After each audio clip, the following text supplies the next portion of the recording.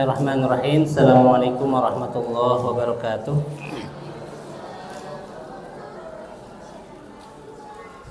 Alhamdulillah, salatu wassalamu ala Rasulillah wa ala alihi wa sahbihi wa mawala. Rabbi shrah li sadri wa yassir li amri wahlul 'uqdatam min lisani yafqahu qawli. Rabbi zidni ilma warzuqni fahma.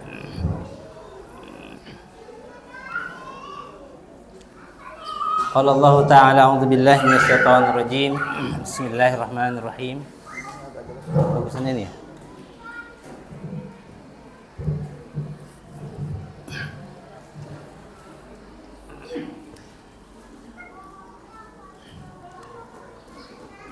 Ya ayyuhalladzina amanu taqullaha haqqa tuqatih wa la tamutunna illa wa antum muslimun.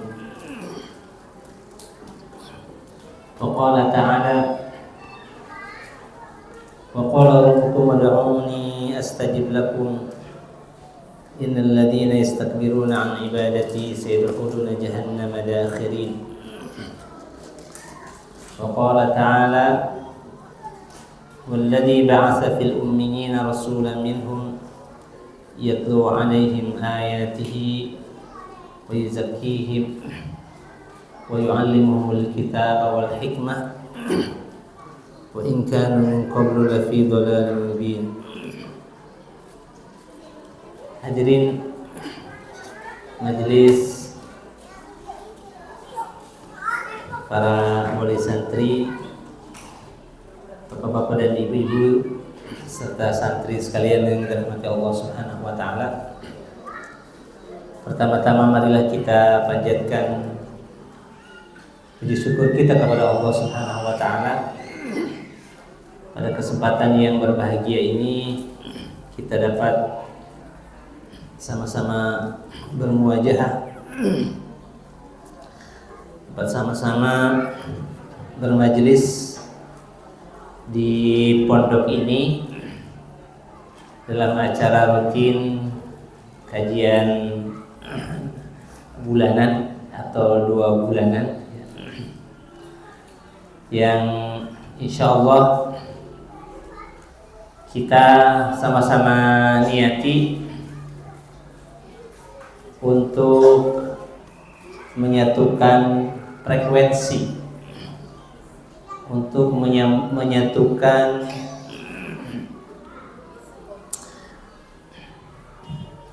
kesamaan daya tangkap terhadap karunia, terhadap rahmat dari Allah Subhanahu wa taala, bahwa tujuan kita memondokkan anak kita, tujuan kita mendidik anak-anak kita tidak lain dan tidak bukan supaya kita mendapatkan rahmat dan ampunan dari Allah Subhanahu wa taala. Nah, untuk mendapatkan rahmat ini harus ada kesamaan sinyal, kesamaan frekuensi. Bahwa ketika Allah menurunkan rahmatnya, karunia-Nya, maka antara anak yang sedang belajar, antara anak yang sedang menghafal Al-Quran, menuntut ilmu, dengan kita sebagai orang tuanya harus memiliki frekuensi yang sama, bahwa kita menjadi orang yang siap untuk mendapatkan rahmat itu, berada dalam kondisi dan keadaan kita siap untuk mendapatkan limpahan ampunan dari Allah Subhanahu wa taala, untuk mendapatkan rahmat dari Allah Subhanahu wa taala. Karena Allah ketika menurunkan rahmatnya, Allah Subhanahu wa taala ketika menurunkan cahayanya, cahaya itu tidak akan masuk, rahmat itu tidak akan sampai ke hati-hati, ke jiwa-jiwa yang tidak siap untuk mendapatkan rahmat dan cahaya dari Allah Subhanahu wa taala. Wa man lam yaj'alillahu lahu nur fama lahu min nur. Barang siapa yang tidak menjadikan Allah sebagai cahaya bagi kehidupannya, fama lahu min nur, maka dia tidak mendapatkan cahaya. Setiap pagi matahari bersinar. Sinar matahari Allah bagikan kepada semua makhluk yang ada di muka bumi ini. Siapapun mendapatkan kesempatan dan peluang untuk mendapatkan sinar matahari. Tapi bagi orang yang terus mengkurung dirinya di dalam rumah dan dia tidak keluar dari rumahnya, dia tidak akan mendapatkan sinar matahari. Itulah ibarat perumpamaan terhadap cahaya petunjuk, terhadap rahmat dan kasih sayang, terhadap ampunan dari Allah Subhanahu wa taala. Allah membagi-bagikan rahmatnya, membagikan cahaya petunjuknya setiap hari, setiap malam kepada seluruh hambanya. Tapi tidak semua hamba mendapatkannya. Dan yang mendapatkannya juga tidak semua mendapatkan porsi yang sama. Walaupun Allah Maha Adil, Allah memberikan semuanya sama, mendapatkan peluang yang sama. Tapi ada yang mendapatkan banyak dan ada yang mendapatkan sedikit. Majelis yang dirahmati Allah Subhanahu wa taala, maka disinilah pentingnya kita keluar untuk menyambut cahaya petunjuk dari Allah Subhanahu wa taala. Untuk menyambut rahmat dari Allah Subhanahu wa taala di dalam hidup kita. Ya. Karena petunjuk itu harus dicari, harus diupayakan. Walladzina jahadu fina lanahdiyannahum subulana. Orang yang bermujahadah, yang bersungguh-sungguh fina menuju kami, bersungguh-sungguh menempuh jalan menuju Allah Subhanahu wa taala, mengorbankan waktunya, mengorbankan hartanya, mengorbankan rasa rindunya dengan anaknya, rasa teganya dengan anaknya untuk supaya dididik,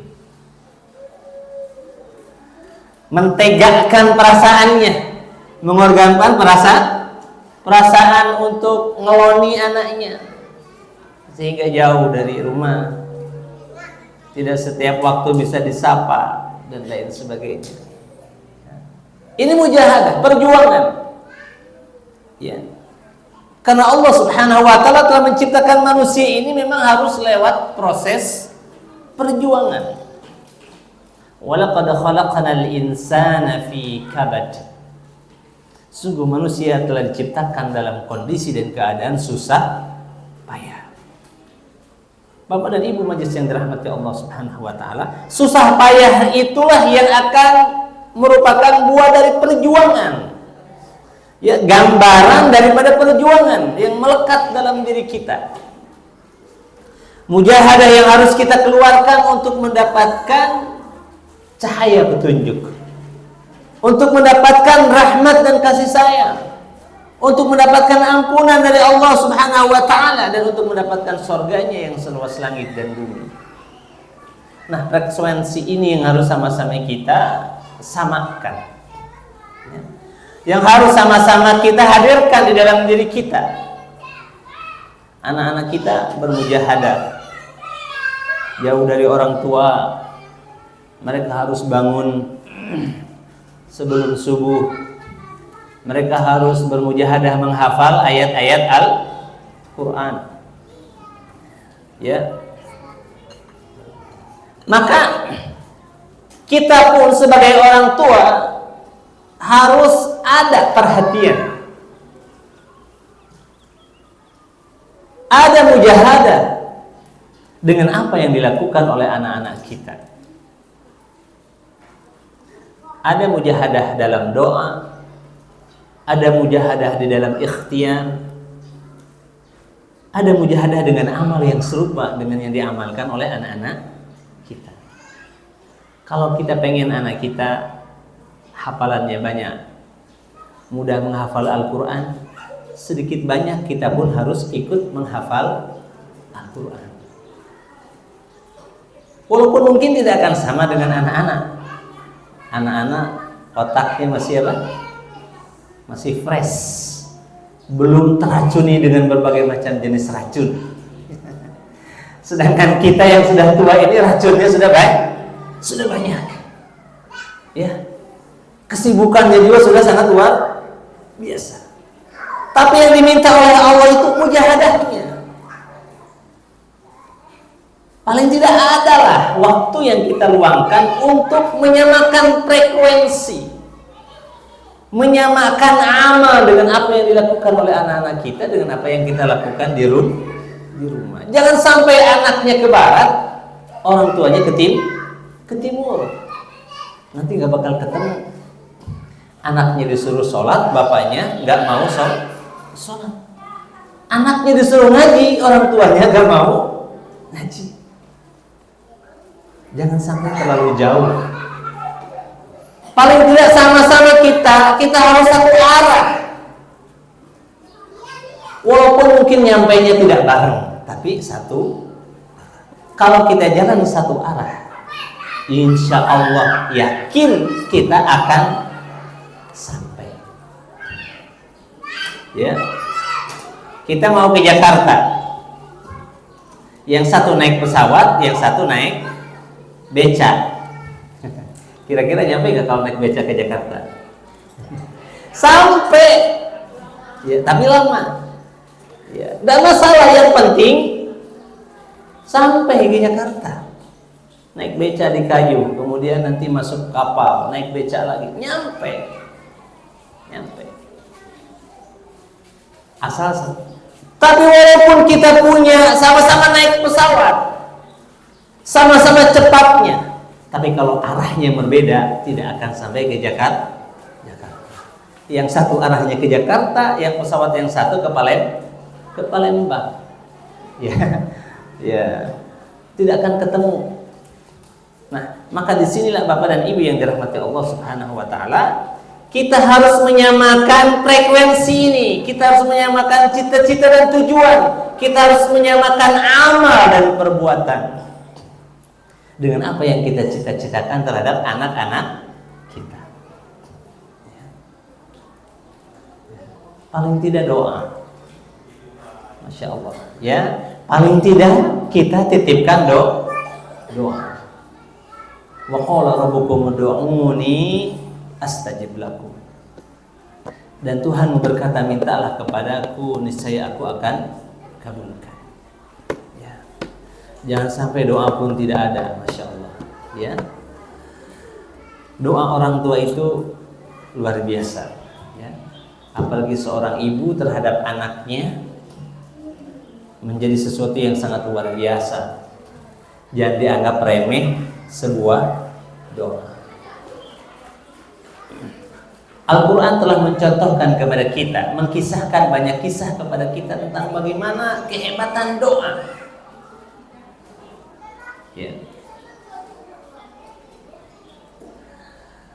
Allah menceritakan tentang keluarga terbaik. Inna Allah astafa Adam wa Nuh wa ala Ibrahim wa ala Imran ala al-alamin. Allah mengisahkan bahwa Allah telah istafa Adam, telah memilih Adam. Allah telah memilih Nuh. Allah telah memilih keluarga Ibrahim. Dan Allah telah memilih keluarga Imran di atas semua alam.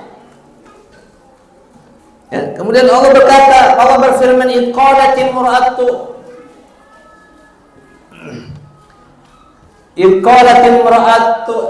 Imran, Rabbi inni nadartu laka ma fi batni muharraran, fataqabbal minni innaka antas sami'ul alim." Itu buah doa. Ya. Ketika sang ibu mengandung, istri daripada Imran. Imran ini keluarga yang dipilih oleh Allah Subhanahu wa taala. Pamannya seorang nabi, cucunya seorang nabi, anak pamannya juga seorang nabi. Beliau keluarga pengurus masjid, ya, marbot, keluarga marbot, yang dimarbotinya Masjidil Aqsa. Nah, bukan sembarang marbot, ya. Marbot Masjidil Aqsa. Itulah keluarga Imran. Ya. Beliau berdoa, ini nadartu ma fi batni muharram, wa bernadar dengan anak yang ada dalam perutku ini. Dari sejak di dalam rahim sudah didoakan.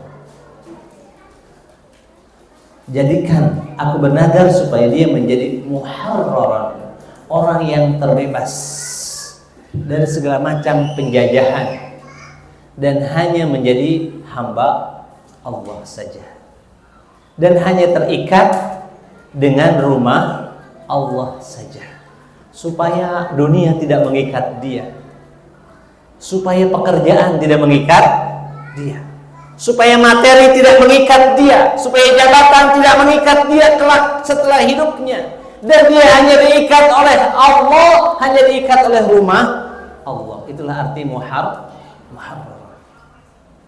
Dari kata harrara yuharriru tahriran.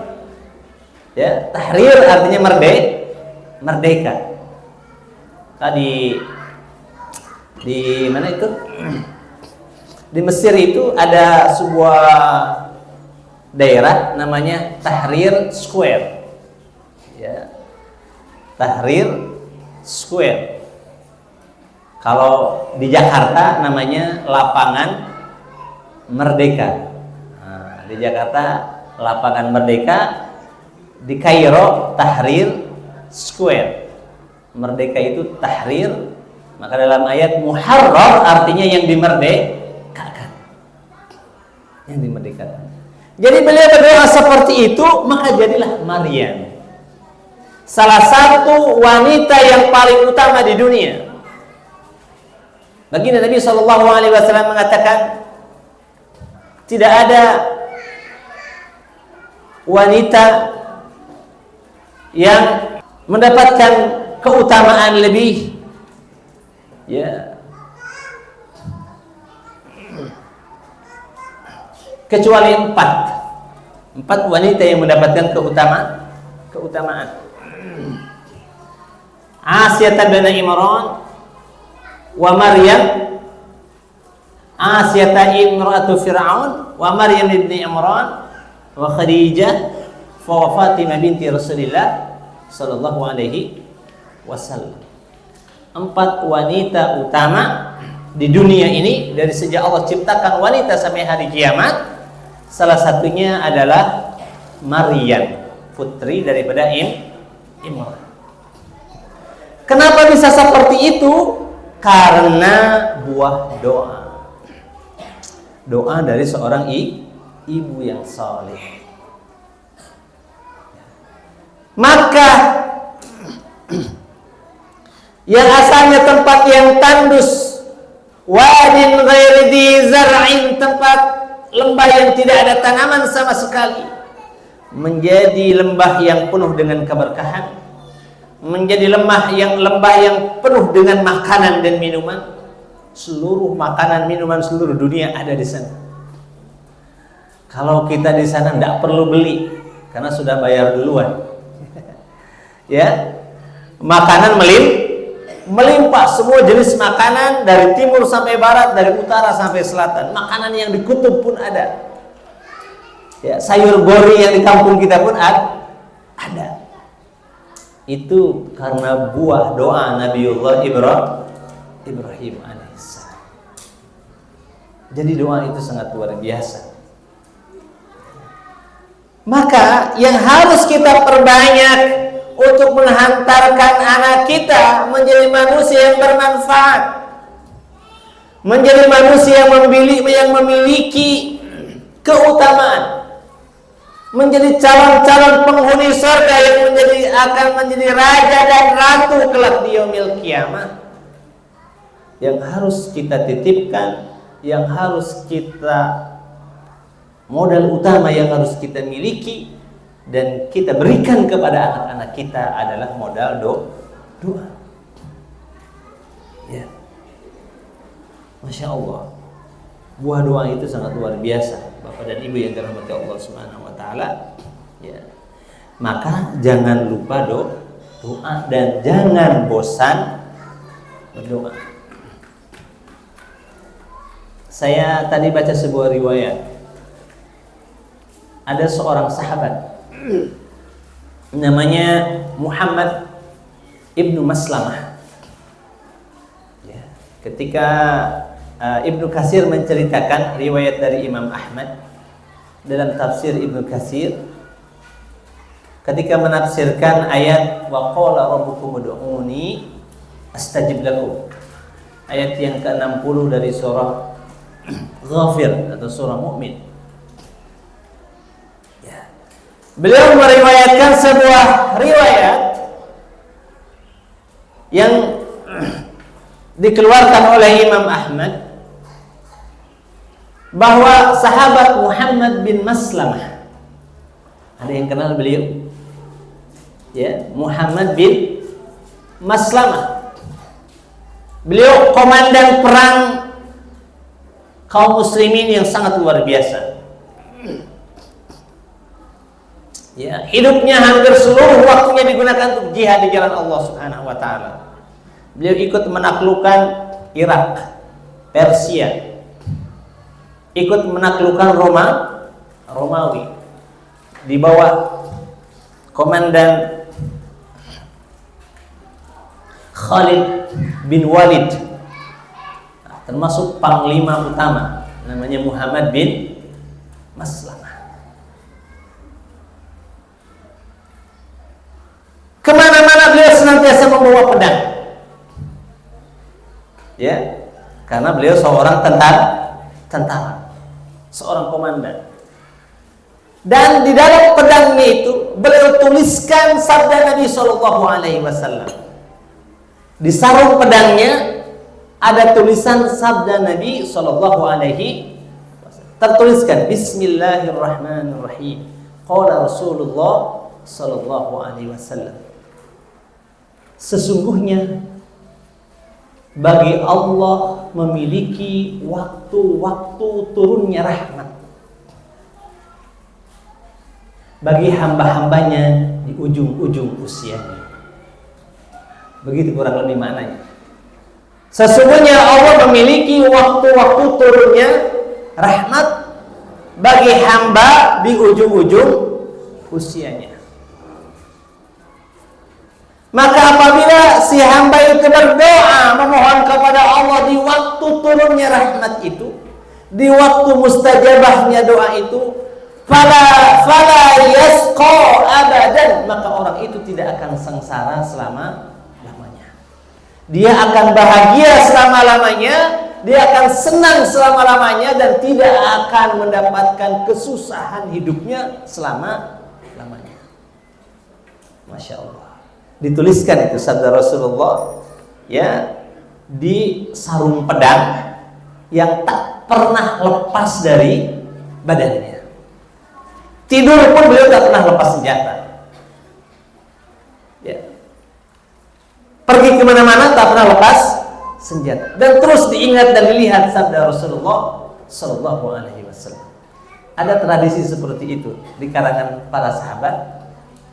Jadi sabda Rasul yang paling terkesan di dalam hidupnya dan pesan-pesan Rasulullah yang paling menentukan di dalam hidupnya itu ditulis di benda-benda yang nggak lepas dari dirinya.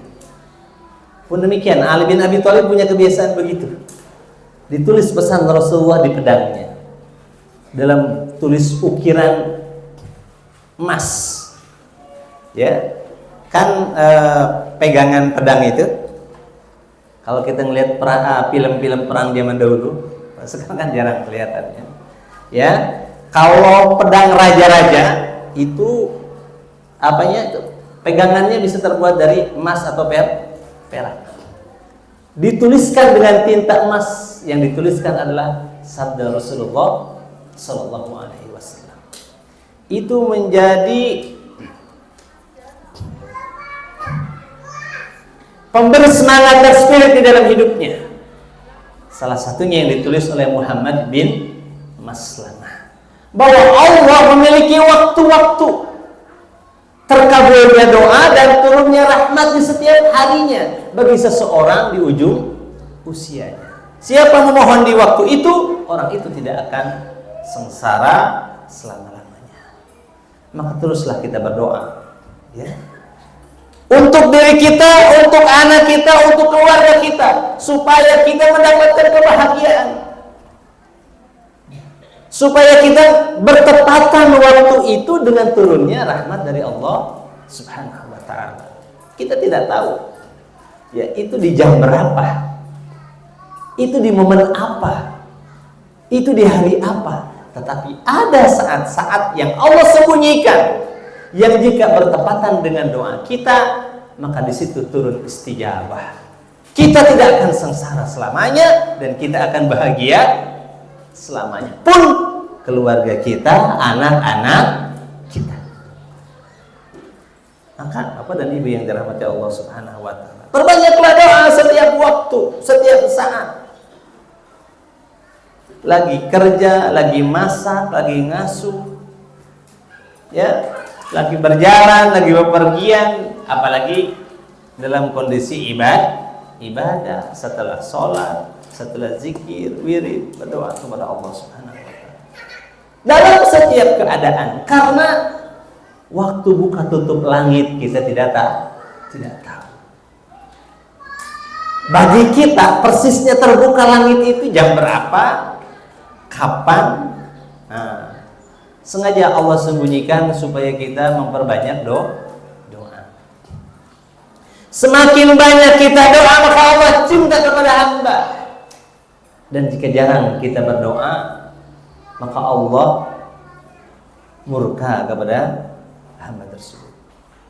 Ada seorang ulama mengatakan bahwa tanda cintanya Allah kepada hamba, Bapak dan Ibu yang dirahmati Allah, tanda Allah cinta sama kita itu kita cinta dan kita senang doa. Itu tandanya Allah cinta sama kita. Perlu diwaspadai kalau kita jarang minta, jarang doa, perlu kita waspadai. Ya, ada perbuatan kita yang dibenci sama Allah. Ada amal kita yang tidak disuka sama Allah, sehingga menghijabi, menghalangi kita punya kesempatan untuk doa. Pada Nabi yang dirahmati Allah, maka doa aja terus, minta terus sama Allah, ya. Karena ketika kita banyak minta, maka Allah cinta. Man lam yas'alillah yaghdab alaihi. Siapa yang tidak minta kepada Allah, Allah murka. Maka lanjutan dari ayat itu, innal ladzina yastakbiruna an ibadati sayadkhuluna jahannama dakhirin. Sesungguhnya orang yang takabur, yang sombong, merasa tak perlu minta sama Allah, merasa tak perlu bantuan dari Allah, sehingga kemudian tidak mau ruku dan sujud kepada Allah, sayadkhuluna jahannama dakhirin. Dia akan masuk ke dalam jahannam dengan terhina. Masya Allah. Jadi doa ini kita perbanyak, ya. Doa kita kepada Allah Subhanahu wa ta'ala. Kemudian tadi kita, ya, sedikit banyak, ya, berjalan sesuai dengan apa yang dilakukan, yang sedang dilakukan oleh penuntut ilmu anak-anak kita di pondok. Ya, jangan dia ke barat, kita ke timur. Disamakan arah. Walaupun kecepatan berbeda, samakan arah. Samakan arah. Insya Allah kita akan sama-sama, ya, bersama di surga Allah Subhanahu wa taala. Karena Bu, Pak, perjalanan kita di akhirat nanti itu Masya Allah. Ya, dalam satu hadis dikatakan bahwa masa menunggu untuk sampai ke surga itu ada yang 50.000 tahun. Ada yang nunggu berdiri 40.000 tahun. Masya Allah. Ada yang kecepatannya walaupun sama-sama lama, tapi kecepatannya untuk sampai ke surga cuma sama dengan orang sholat 2 rakaat sunnah di dunia. Masya Allah. Seperti sholat 2 rakaat, tidak mengalami panasnya padang mahsyar yang ribuan tahun. Jadi perjalanan itu sangat panjang sekali, memiliki kecepatan berbeda sesuai dengan amal yang kita lakukan. Pun demikian ketika menyeberang sirat dan lain sebagainya. Ya. Yang penting arah kita sama-sama menuju surga. Ya. Arah kita sama-sama satu arah, kita pengen masuk surga. Tidak masalah beda kecepatan, karena memang beda amal, beda kemampuan. Jangan sampai yang satu menuju surga, yang satu menuju neraka. Nauzubillah summa nauzubillah.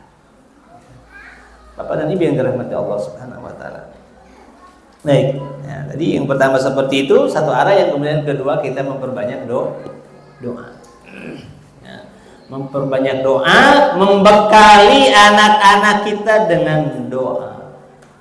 Ya, bekali anak kita dengan doa. Ya. Masya Allah, luar biasa. Ya, luar biasa buah daripada doa. Karena doa ini adalah merupakan inti dari ibadah.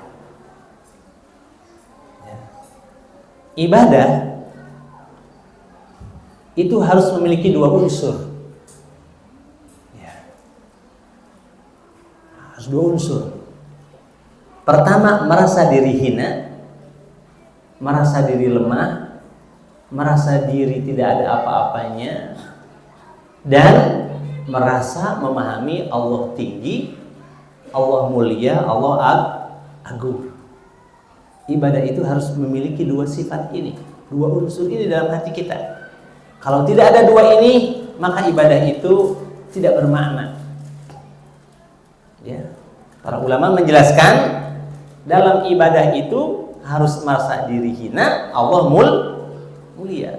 Maka bentuk puncak ibadah itu sholat, kita tersungkur sujud dan berdoa kepada Allah yang Maha tinggi. Dan kalimat yang paling sering diucapkan, Allahu Akbar.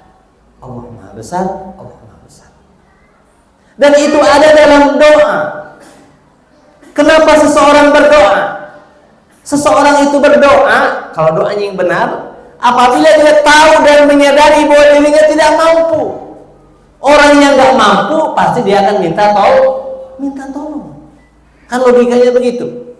Saya mau bikin rumah, saya nggak bisa bikin rumah sendiri, maka kita minta tolong sama yang bisa bikin rumah. Siapa yang bisa bikin rumah? Tukang. Itu ada 2 kondisi. Kita yakin bahwa kita tidak bisa, dan kita yakin bahwa yang kita minta tolong itu bisa bikin rumah. Nggak mungkin kalau kita mau bikin rumah lalu kita minta tolong sama dokter. Ya, nggak bakal mau dia, dan nggak bakal bisa bikin rumah. Pasti kita mintanya kepada seseorang yang kita yakini mampu bikin. Maka ketika kita berdoa, kita akan memiliki 2 kondisi itu. Pertama, kita yakin, kita menyadari kita tidak mampu. Ada banyak sesuatu yang kita inginkan tidak mampu kita wujudkan. Yang kita ingin adakan tidak bisa kita adakan tanpa pertolongan dan bantuan dari Allah Subhanahu wa taala. Maka Allah ciptakan manusia memiliki keterbatasan. keterbatasan-keterbatasan ini dijembatani dengan doa. Dan doa ini adalah ketergantungan yang tinggi kepada Allah yang Maha Mulia, pada Allah yang Maha mengabulkan setiap permohonan. Dan Allah, sehingga sekali lagi doa ini sangat menentukan, ya, dan akan menjadi indikasi datangnya cinta dari Allah Subhanahu wa Ta'ala. Apa buahnya jika Allah sudah cinta kepada seorang hamba? Masya Allah, dalam sebuah hadis dikatakan bahwa apabila Allah mencintai seorang hamba, da'a Jibril, Allah panggil malaikat Jibril. Lalu Allah berfirman kepada malaikat Jibril, wahai Jibril, inni uhibbu fulan. Wahai Jibril, aku mencintai si fulan. Disebut nama kita. Fa'ahibbahu, maka engkau harus cinta kepada dia. Lalu setelah itu malaikat Jibril memanggil seluruh penghuni langit. Malaikat-malaikat yang langit dikumpulkan dalam sebuah majelis. Lalu malaikat Jibril memberikan pengumuman bahwasanya Allah telah mencintai si fulan. Oleh sebab itu kalian semua harus cinta kepada si fulan. Viral namanya di langit. Masya Allah. Itu buah cinta. Dan ini akan wujud kalau kita sering doa.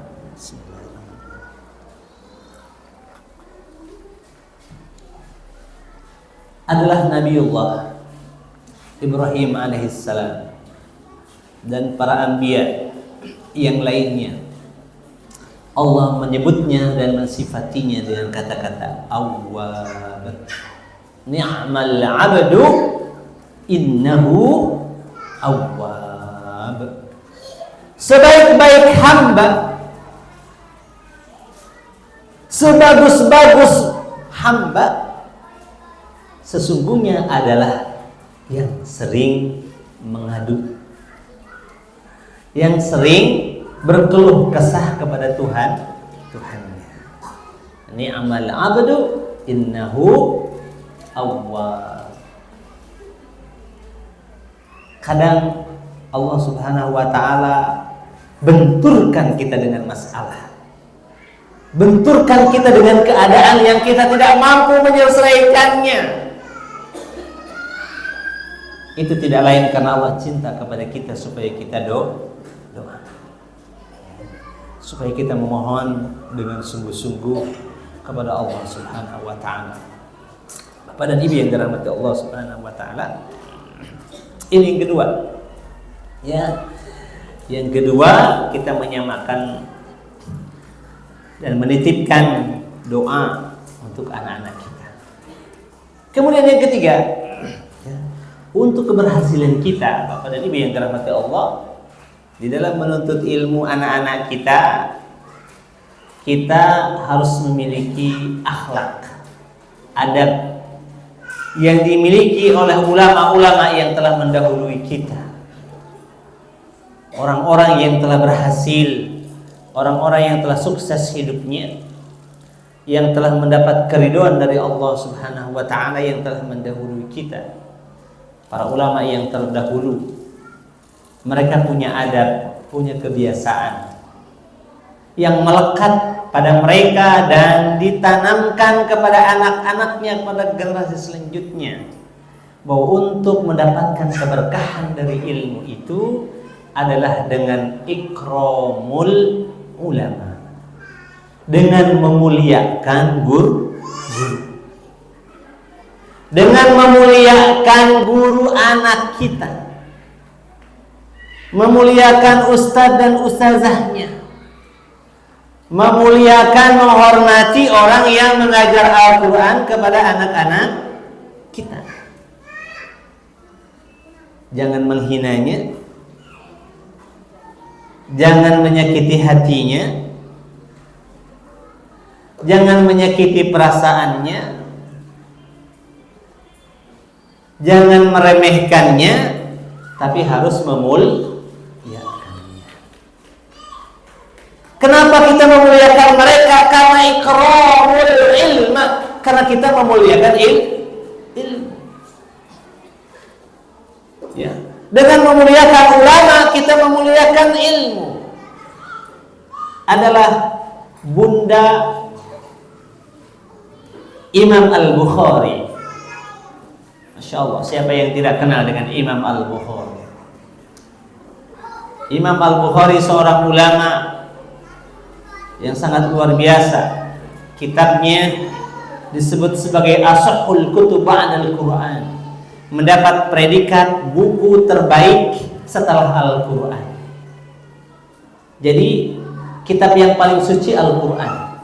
Setelah Al-Quran, kitab yang paling terjaga kebaikannya, yang paling banyak manfaat kebaikannya setelah Al-Quran adalah kitab yang ditulis oleh Imam Al-Bukhari, Sahih Al-Bukhari. Akramul kutub ba'dal Quran, kitab yang paling mulia setelah Al-Quran, ditulis oleh Imam Bukhari. Kenapa beliau bisa menulis kitab seperti itu dan beliau menjadi orang yang mulia, sangat luar biasa? Itu tidak lain dan tidak bukan karena peran bundanya yang sangat luar biasa. Yang mendidik beliau adalah ibunya dengan pendidikan yang sangat luar biasa, karena beliau yatim sejak dari kecil. Di samping yatim, beliau buta, tidak bisa melihat. Allah hilangkan penglihatannya, beliau buta. Masya Allah. Menjelang usia 5 tahun, 6 tahun baru bisa kembali melihat setelah berdoa. Ya, bisa melihat setelah doa. Ibunya berdoa supaya dapat melihat, kemudian beliau bisa dapat melihat. Apa di antara hikmah pelajaran yang bisa kita ambil daripada bunda Imam Al-Bukhari? Ya, bahwa bunda Imam Al-Bukhari adalah seorang yang sangat memuliakan guru-guru Imam Al-Bukhari. Dia gendong anaknya, dia bawa anaknya, dihantarkan ke guru-gurunya sejak dari usia, kalau sekarang usia prasekolah. Di usia di bawah 5 tahun sudah disekolahkan, supaya diajarkan Al-Quran, diajarkan hadis, bahasa Arab, tafsir dan lain sebagainya. Dari satu guru ke guru yang lain. Qadarullah, beliau ditinggal oleh suaminya seorang yang kaya raya, punya uang banyak sekali. Beliau meninggal dan warisan uangnya itu semuanya digunakan untuk menuntut ilmu. Dia datang ke guru, dikasih duit banyak, lek gurunya itu, dan mohon supaya anaknya diajari surah Al-Fatihah. Surah Al-Fatihah, gurunya dikasih duit lek supaya diajari surah Al-Fatihah. Datang ke guru yang lain supaya diajari tajwid. Datang ke guru lain, dimuliakan betul setiap guru yang mengajari anaknya. Masya Allah. Nah, buah dari apa yang dilakukan ibunya, maka jadilah Imam Al-Bukhari. Jadi Bapak dan Ibu yang dirahmati Allah Subhanahu wa taala, sekali lagi di antara hal yang harus kita lakukan supaya ilmu yang ada pada anak kita berkah, itu kita muliakan guru-gurunya. Ya. Muliakan guru-gurunya, ikut doakan gurunya, doakan lembaga sekolah tempat mendidiknya, supaya dijaga oleh Allah, supaya diberi ilham oleh Allah untuk terus melakukan kebaikan, menanamkan bibit-bibit kebaikan kepada anak-anak kita. Sama-sama kita jaga marwah lembaga-lembaga sekolah Islam. Jangan kita termasuk ikut orang yang menjatuhkan marwahnya. Sekarang ini Bapak dan Ibu yang dirahmati Allah, ada upaya rekayasa sistematis dari orang-orang yang merasa kebakaran jenggot dengan banyaknya pondok pesantren untuk menyudutkan lembaga Islam. Pondok pesantren, gontor aja digoyang, ya, gara-gara ada yang meninggal. Padahal sebenarnya meninggalnya itu lama, udah meninggal karena memang sakit. Kebetulan sebelum Sebelum itu dia ikut pramuka, kecapean. Memang waktu pramuka kena hukum karena menghilangkan sesuatu. Tapi bukan karena hukuman itu yang meninggal. Setelah hukuman itu kemudian lama, kemudian sakit masuk ke rumah sakit, lama di rumah sakit baru meninggal. Jadi memang ada pernah dihukum, tetapi bukan karena hukuman langsung meninggal. Dia juga punya penyakit, dia juga kecapean, tapi direkayasalah oleh media, ya. Karena diadukan kepada Hotman Paris, pengacara besar, akhirnya viral. Lalu dijual, ya, digoyang supaya orang-orang takut memasukkan anaknya ke pondok dan lain sebagainya. Walan tardu'an kal Yahudi walan Nasara, orang-orang Yahudi, orang Nasrani tetap akan menghalang-halangi kita, ya, untuk supaya kita masuk surga. Luar biasa dampaknya, ya. Mereka bikin sesuatu supaya manusia tidak percaya kepada lembaga-lembaga Islam, kepada pondok-pondok pesantren. Allah. Nah, oleh sebab itu kita harus ikut mendoakan, memuliakan, menghormati guru-guru yang mendidik anak-anak kita. Hargai dia, ya. Walaupun mungkin kita lebih alim, mungkin kita lebih kaya, ya, mungkin kita lebih berilmu daripada dia, tetapi yang ngajari anak kita sholat, yang mengajari anak kita ngaji, yang mengajari anak kita alif ba ta sa adalah mereka. Diajari oleh bapaknya, susahnya luar biasa. Diajari sama kita sama ibunya, susahnya luar biasa. Karena memang sunatullah, Allah jadikan begitu supaya kita ini saling tolong menolong, ya, supaya saling membantu, saling memberikan jasa, saling menghargai. Karena dari saling menghargai dan memberi jasa itulah ada kehidupan, ya, ada kehidupan. Dari pertukaran kebutuhan ada kehidupan. Dari keterbatasan kita, maka kita butuh pertolongan orang lain. Dengan saling membutuhkan, maka berputar ekonomi. Demikian Allah ciptakan kehidupan. Itu sunatullah yang telah Allah ciptakan supaya manusia berputar ekonominya dari keterbatasan dirinya dan saling tolong menolong. Subhanallah. Maka diciptakanlah sumber kehidupan. Sumber kehidupan itu paling banyak dari tolong menolong, dari jasa, dari saling membantu dan saling melengkapi. Subhanallah. Itulah sunatullah yang terjadi. Saling menghargai. Baik, Bapak dan Ibu yang dirahmati Allah, 3 hal ini yang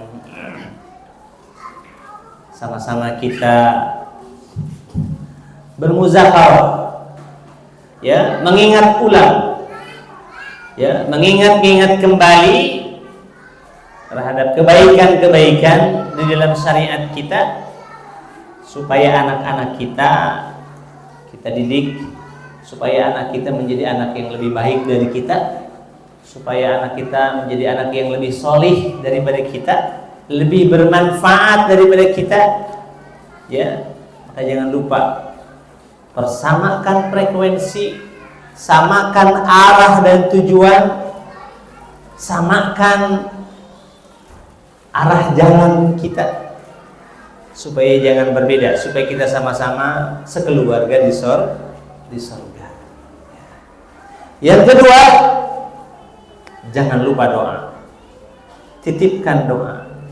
Kalau menengok anak kita, ya, doakan. Tiup ubun-ubunnya, doakan. Cium keningnya, doakan. Ya, karena manusia itu membutuhkan yang namanya human touch, ya, sentuhan kemanusiaan. Cara menanamkan kedekatan, antara seseorang yang mencintai dengan yang dicintainya adalah dengan kedekatan fisik. Harus ada saat-saat ketika kita menengok anak kita, jangan lupa adakan sentuhan fisik, ya, dicium keningnya, dipeluk anaknya, supaya sentuhan kasih sayang itu masuk dengan doa, ya, di situ dengan doa. Ibu yang dirahmati Allah Subhanahu wa taala. Dan yang ketiga tadi, ya, jangan lupa kita memuliakan guru-guru yang mengajari kita. Ya, luar biasa berkahnya akan kita rasa dengan memuliakan guru. Ya, itu akan sangat terasa sekali berkahnya ilmu, ya. Jadi demikian barangkali di antara yang bisa saya sampaikan. Mudah-mudahan bermanfaat bagi kita semua apa yang kita bahas pada pagi hari ini. Dan mari sama-sama kita doakan lembaga ini, ya, pondok ini milik kita bersama, ya, pondok ini milik kita semua. Maju mundurnya pondok ini kembali kepada kita semua, ya. Ini bukan milik siapa-siapa, ini milik kaum muslimin. Ini bukan punya pribadi, ya, bukan punya saya, bukan punya ketua yayasan, ya, bukan punya pembinanya, bukan punya pendirinya, ya, tetapi ini punya seluruh kaum muslimin, punya kita semua.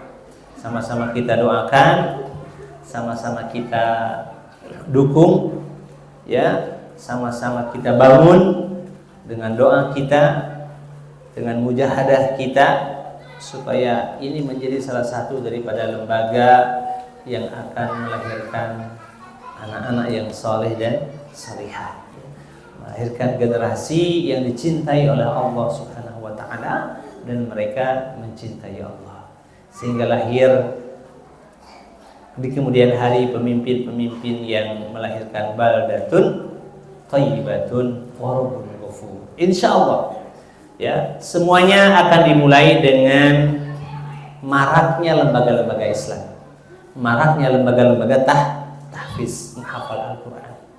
Kita lihat 10-20 tahun ke depan, insya Allah kita optimis.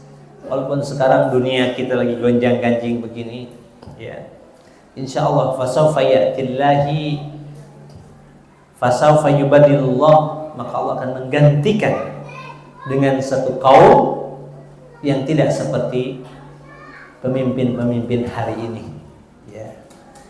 Nah, nanti akan lahir pemimpin-pemimpin yang hafal Al-Quran, yang dalam jiwanya ada Al-Quran, yang akhlaknya akhlak Al-Quran, yang akan yahduna bi amrina lamma sabaru wa kanu bi ayatina yuqinun, yang mendapatkan hidayah dan membimbing umat dengan hidayah dari Allah Subhanahu wa taala, dan mereka memiliki kesabaran dan memiliki keyakinan dengan ayat-ayat Allah Subhanahu wa taala. Demikian, hadallahu wa iyyakum ajmain, wallahu muwaffiq li aqwamit thariq.